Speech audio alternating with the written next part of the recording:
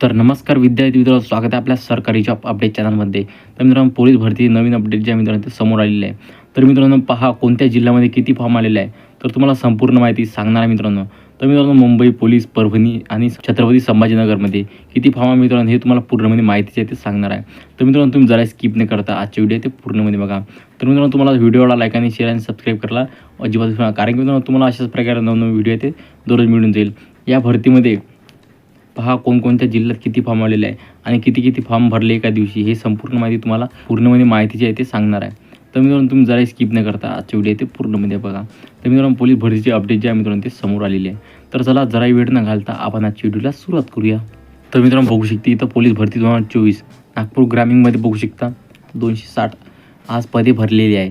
आणि SRPF group 11 मुंबईमध्ये बघू शकता आज 560 जागा ज्या आहेत त्या आज भरलेल्या आहे.